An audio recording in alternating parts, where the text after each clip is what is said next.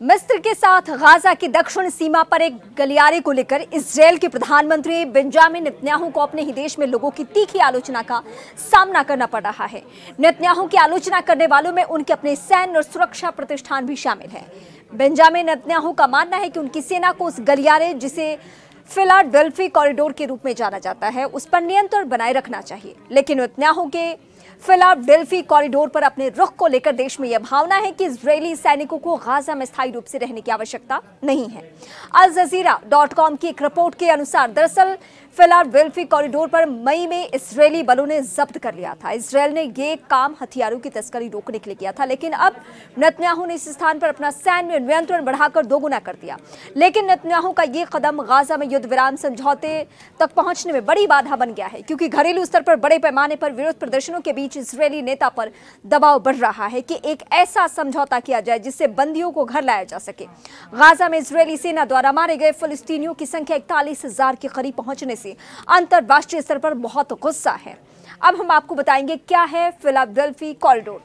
Philadelphi corridor या गलियारा Rafa crossing सहित मिस्र के साथ गाजा की सीमा पर लगभग 14 किलोमीटर लंबाई और 100 मीटर चौड़ी भूमि है, जो एक रेबनुमा है। इसे 2005 में गाजा बस्तियों से इजरायली सैनिकों की वापसी के बाद एक डेमिलिट्राइजेशन सीमा क्षेत्र के रूप में डिजाइन किया गया था। ये गलियारा भूमध्य सागर के इजरायल के साथ केरेम शालूम क्रॉसिंग तक चलता है।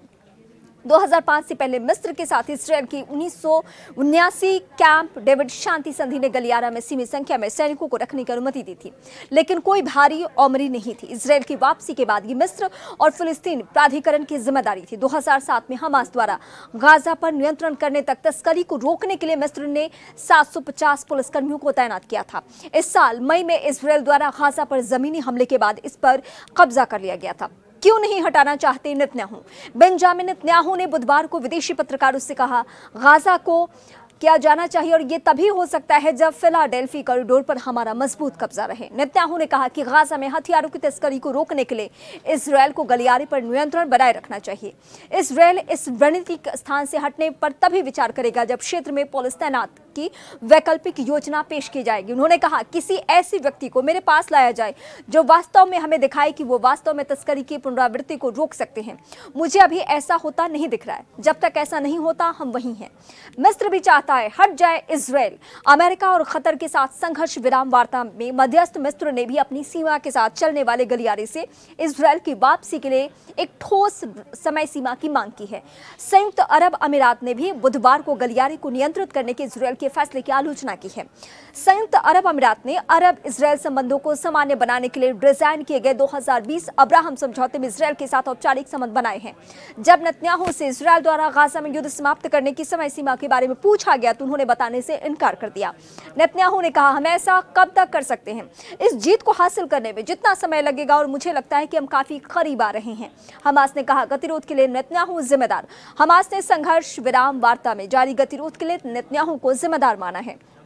हमास ने गुरुवार को जारी एक बयान में इजरायली नेता पर गाजा पर युद्ध को लंबा खींचने का आरोप लगाया। हमास ने कहा, नेतन्याहू के सलाह अल दीन फिलाडेल्फी कॉरिडोर से पीछे नहीं हटने का फैसला उद्देश्य किसी समझौते तक पहुंचने में बाधा डालना है।